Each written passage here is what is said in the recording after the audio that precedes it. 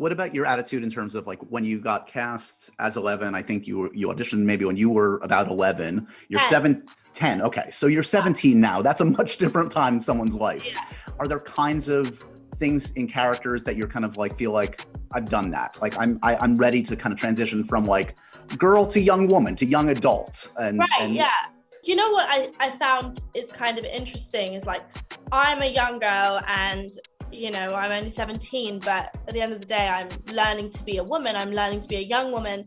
And so being a young girl, people watch you grow up, right? And they almost become invested in your growth and your journey, but they aren't ready to accept the fact that you're growing up, right? Right. So I wear a crop top and people are like, she's 10. I'm like, no, I mean, I am 17.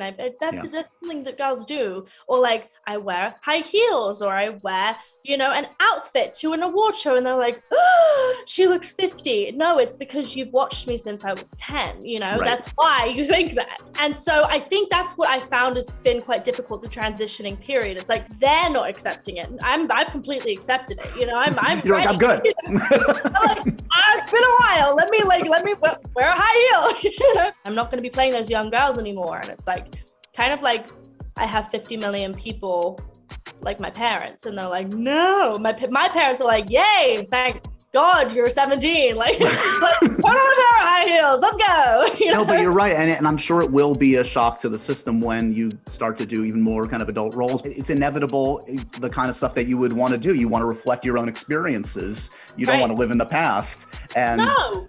Yeah. I don't want anything to hold me back, which I think is the most important thing. I want to evolve. And I don't want this industry to hold me back from evolving and telling stories that I feel like have to go with my age, you know? The fame part is intimidating for anybody, any human being on the planet, let alone someone that's gone through these pivotal years for you. These are the years where you're supposed to be able to like screw up in private and not have to worry about doing it in front of everybody. Have you found there have been kind of coping mechanisms you've learned along the way of like how you can kind of preserve your sanity and preserve your privacy to a degree that will not drive you insane, that will help you? Unfortunately, when I was younger, I was much more carefree and didn't really even think about the fame side of anything.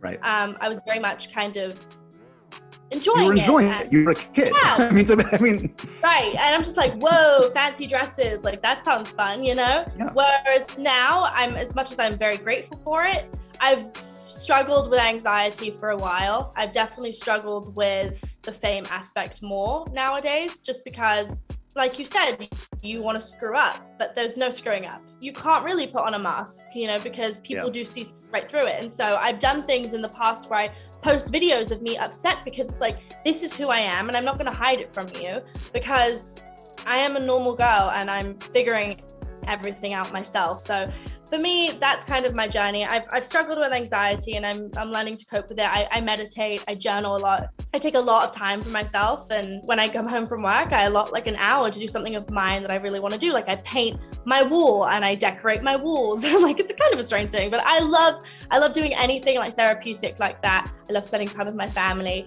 But I think allotting time for yourself is what I've learned is the most important, because you'll find yourself within those moments. Was that part of the reason that you recently, I believe you left TikTok recently, right? Was that? Right. Yeah, you know, I really focus on positive environments, and I think that you are a product of your environment. So when you're surrounding yourself with good people, you are going to be a good person. You learn from people, you learn from wise people. I've been lucky enough to share moments with people that are very amazing, like my parents and also people in this industry. And when I was on a social media platform that was generating a lot of hate and shade, I just felt like I didn't want to be part of something that was enjoying that and kind of embracing that. So I had to leave because I felt like it wasn't right of me to advocate for cyberbullying and then be part of something that enjoys that.